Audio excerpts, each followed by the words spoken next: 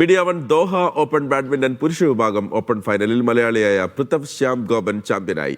Nigerian താരം Emmanuel ജോസഫിനെയാണ് പൃഥവ് കീഴ്പ്പെടുത്തിയത്. മത്സരവേദിയിൽ നിന്ന് Abbas Muhammad തയ്യാറാക്കിയ റിപ്പോർട്ട്.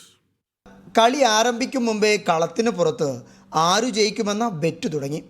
രണ്ടുപേർക്കും ഒരുപോലെ ആരാധകർ. എന്തായാലും പൃഥവ് ജയിക്കും. പൃഥവാണ് നമ്മളെ സൂപ്പർ സ്റ്റാർ. Emmanuel coach. നമ്മളെ പ്രതീക്ഷിക്കുന്നത് പൃഥവ് ജയിക്കണം എന്നാണ്. ചിലർ ആർക്കും ബെറ്റ് വെച്ചില്ല. Pritham is also a good player and Emmanuel is also a good player.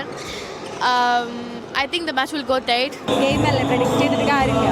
അതൊക്കെ ഗെയിംസിനെ ഡിപ്പെൻഡ് ചെയ്തിരിക്കും. ഓരോരുത്തരുടെ ഇൻഡിവിജ്വൽ പ്ലേയേഴ്സിന്റെ ടാലന്റ് അനുസരിച്ചിരിക്കും. സോ ഞാൻ പ്രഡിക്റ്റ് ചെയ്തില്ല. ഇല്ല, പ്രഡിക്ഷൻ ഒന്നുമില്ല. രണ്ടുപേരും നല്ല പ്ലേയേഴ്സ് ആണ്, പൊട്ടൻഷ്യൽ പ്ലേയേഴ്സ് ആണ്. അവർ കളിക്കട്ടെ, കാണാം. പരിശീലനത്തിൽ പൃഥവിൻ്റെ ആശാനാണ് ഇമ്മാനുവൽ.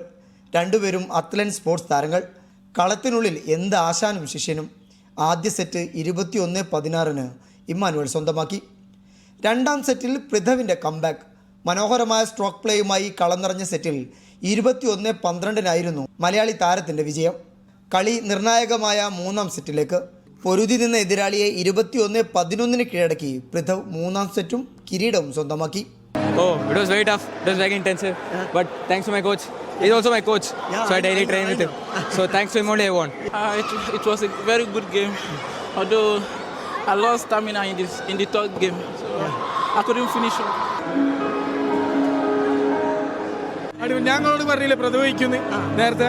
അതന്നെ അടിപൊളി. സാറാണ്. നല്ല അടിപൊളി കളിയായിരുന്നു.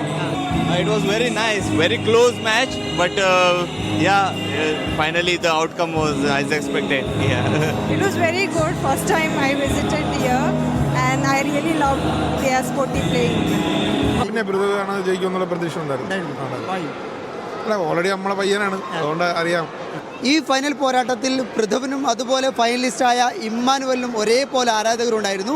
നെക്ക് ആൻഡ് നെക്ക് പോരാട്ടം. അങ്ങനെ ഇഞ്ചോടിഞ്ച് പോരാട്ടത്തിനൊടുവിൽ പൃഥവ് ദോഹ ഓപ്പണിൻ്റെ മെൻസ് ഓപ്പൺ വിഭാഗത്തിലെ ചാമ്പ്യനായിരിക്കുകയാണ്. ദോഹയിൽ നിന്ന് അഷ്റഫ് ഓമശ്ശേരിക്കൊപ്പം അബ്ബാസ് മുഹമ്മദ്, മീഡിയ വൺ.